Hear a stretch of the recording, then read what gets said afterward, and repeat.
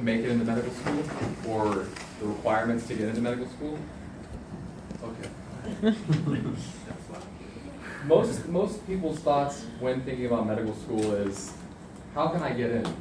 Mostly the people that only can get into medical school are those that are privileged, those that have money, those that have family that push them. But all that is wrong. No matter your background, your upbringing, your race or ethnicity, anyone can become a doctor. It takes a lot of hard work, a lot of studying, a lot of reading, and a lot of hard work. Oh man, I just repeated myself. Now, a famous neurosurgeon by the name of Dr. Ben Carson once stated that successful people don't have fewer problems. They have determined that nothing will stop them from moving forward. And what that means is that all of us can be successful if we push ourselves to our full capability, our limits.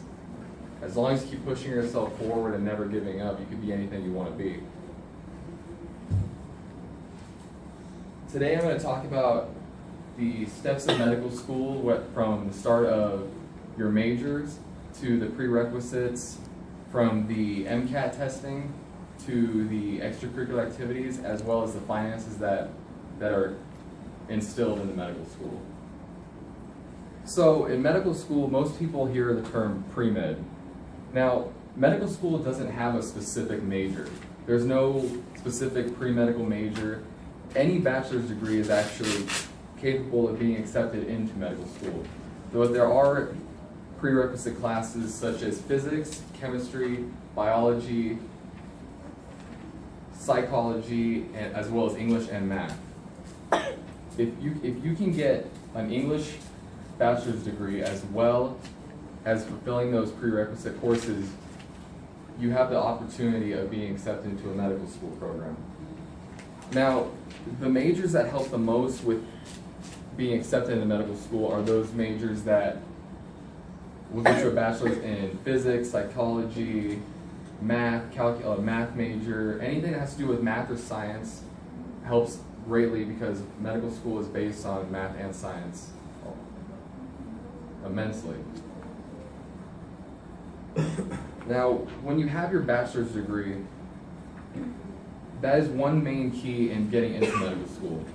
Having a bachelor's is not everything though, as you need to take an entrance exam known as the Medical College Association's test, which is like the SATs on crack. It's separated into 4 categories: biological sciences, physical sciences, verbal reasoning skills, and 2 essays. Now, with having your bachelor's degree as well as passing your MCAT test, which is the abbreviation for the full name, it also helps to have extracurricular activities such as shadowing a doctor or volunteering at a hospital, volunteering in a soup kitchen, whatever it is that you volunteer at, as long as it has to do with human relations or in the medical field. Not only does it help you to determine if that's the kind of job you want to fulfill and move on into, but it also looks good on the transcript that shows that, to show that you are serious about taking the medical field as well as doing more outside of school and not just book work all the time. And most of the questions that people have is, how can I afford medical school? How is it possible to get through it? Because medical school has a reputation of being one of the most expensive schools, if not the most expensive school in America. I have a chart, I'm just going to warm up.